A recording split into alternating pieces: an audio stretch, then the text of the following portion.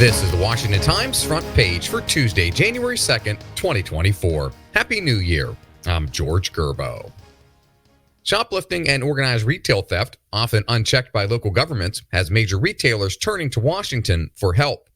Tom Howe reports Congress is considering ways to combat organized theft, which is eating into retailers' bottom lines and causing headaches for shoppers. Retailers are lobbying Congress to pass the Combating Organized Retail Crime Act, which would establish the Organized Retail Crime Coordination Center through the Department of Homeland Security. The center would coordinate federal efforts, establish relationship with state and local law enforcement, and set up a secure system to share data and spot trends. Elected leaders are under pressure to take action. California Democratic Governor Gavin Newsom responded to thefts in 2021 by calling for stiffer prosecutions and more state funding to target the problem. And Florida Republican Governor Ron DeSantis signed a bill last year that created second-degree and third-degree felonies for people who commit repeated thefts within a short period.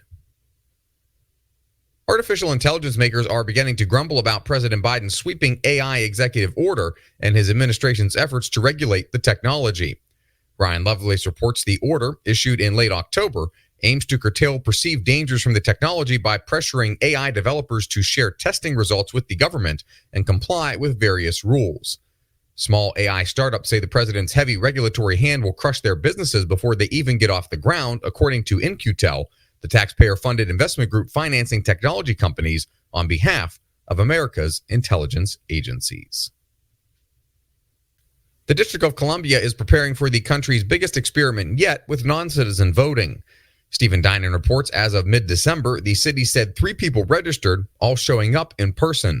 Officials hope for more interest when online registration opens to non-citizens this year. Jurisdictions across the country are testing the waters for allowing non-citizens, including illegal immigrants, to cast ballots in local elections.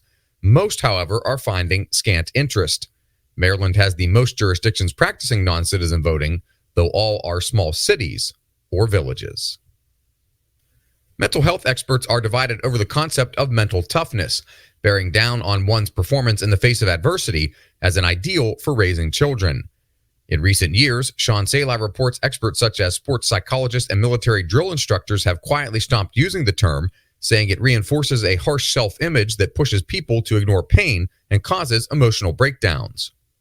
Others say mental toughness has been unfairly blamed for surging rates of anxiety, depression, and suicide risks among young people.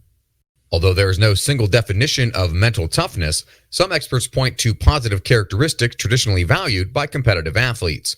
Those include analytical thinking, emotional resilience, and the ability to persevere through difficult situations without resorting to coping mechanisms. And finally, war-weary soldiers on Ukraine's eastern front lines are bracing for the coming year with casualties mounting and Western support in question. After meager returns on its much-touted summer counteroffensive, the Ukrainian army has increasingly been on the back foot. Despite staggering personnel and equipment losses, the Russian army has pressed on and claimed limited territorial gains over the past couple of days. Russia finished 2023 with multiple barrages of drone and missile attacks, which hit civilian and infrastructure targets in Ukraine.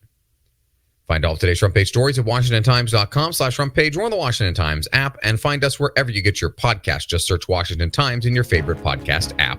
You can also find us on social media at Wash Times for breaking news, sports, commentary, and more.